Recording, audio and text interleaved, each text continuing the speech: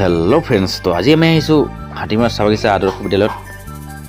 Monal sir হাই বুলি কৈ দিয়া। আৰু মোৰ ভতিনী ইয়াত নাম লগাইছোঁ। আৰু আজি ইয়াত মেট্ৰিকৰ ৰিজাল্ট দিলে। আৰু যিজন ছাৰ মোক পঢ়াইছিলে আগতে, সেইজন ছাৰ এতিয়া ইয়াত পঢ়ায়। তেখেতক চিনাকি কৰি দিম।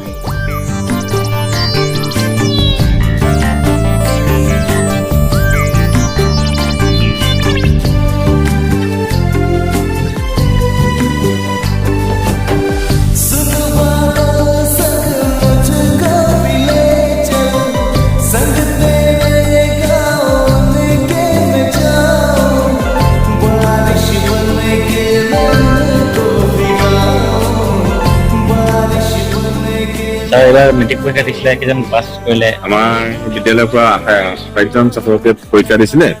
তাৰ ভিতৰত আমাৰ 22জন ছাত্ৰ ছাত্ৰী উত্তীৰ্ণ হৈছে। তাৰে 2জনে প্ৰথম বিভাগত, 20জন দ্বিতীয় বিভাগত। যি 6জন বেয়া কৰিলে, তাহাঁতি অসমীয়া আৰু সমাজ অধ্যয়নত বেয়া হৈছে। এইবাৰ কম্পাৰ্টমেণ্টেল পৰীক্ষা দিব তাহাঁতি।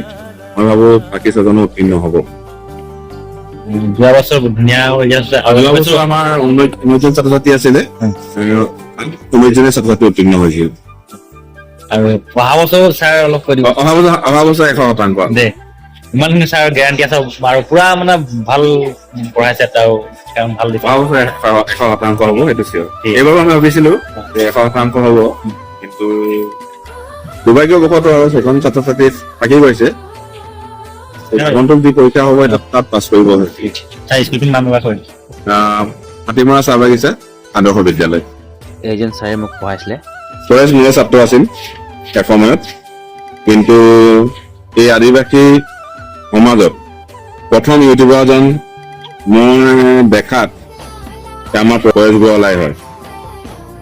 সেই কামটো তেওঁ তেতিয়াৰ পৰা আজি দিনলৈ একান্তভাৱে জড়িত হৈ আছে। তেওঁ আৰু উন্নতি হওক, মই তাৰে কামনা কৰিলোঁ। Thank you sir. Thank you, welcome.